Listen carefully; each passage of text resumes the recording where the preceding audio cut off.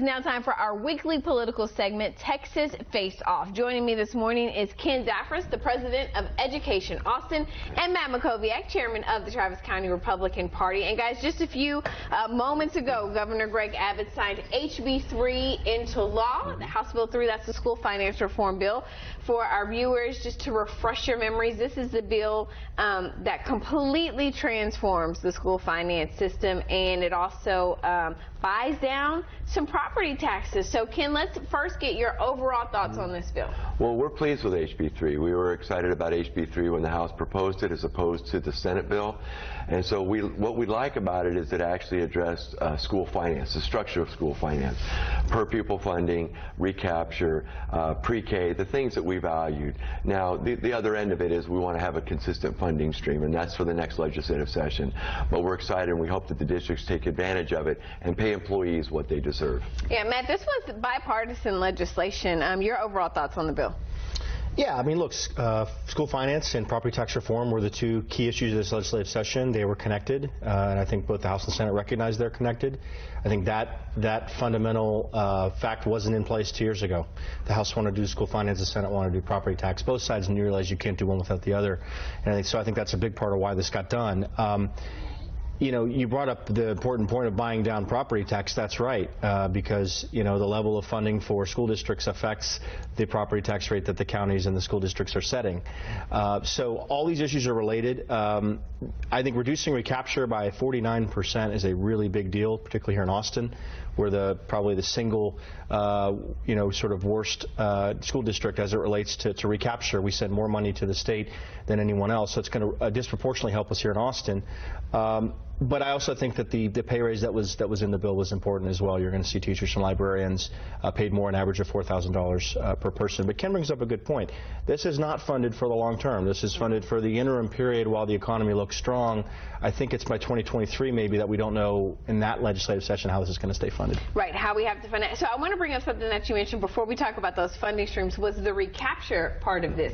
What I found particularly interesting in looking at the run, so they did a few projections for if House Bill 3 was in place for 2020 and 2021. Austin does pay the most in recapture. They're said to pay $788 million, more than any other district. It gets reduced to like 500 and something.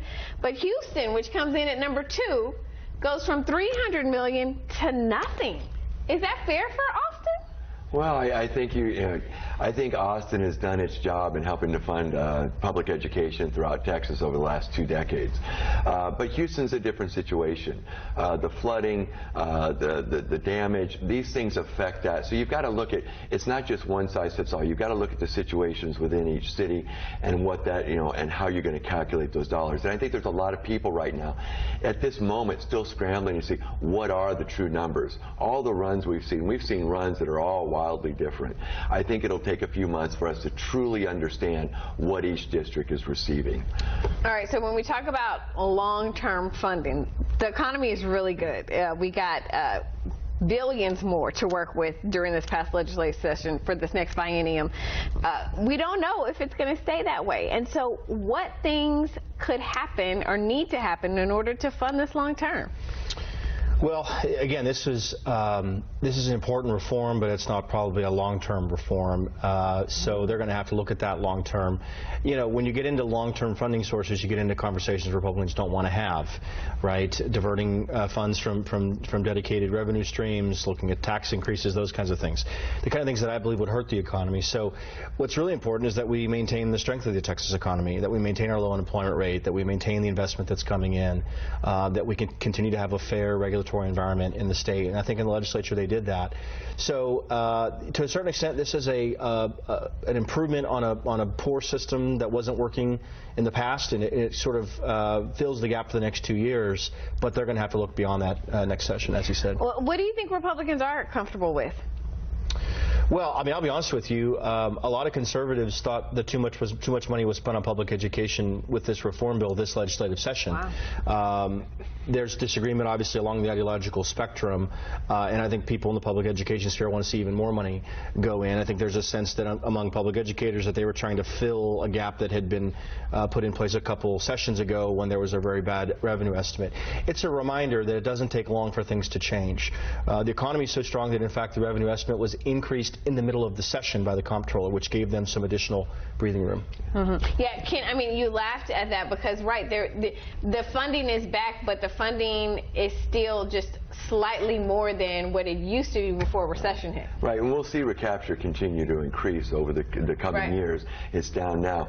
What we're concerned with is that you have to fund. Yes, we're still below average, the average funding in the nation. It's important that Texas value public education in a way that significantly impacts our students, that we create safe and stable schools, and that's going to take dollars.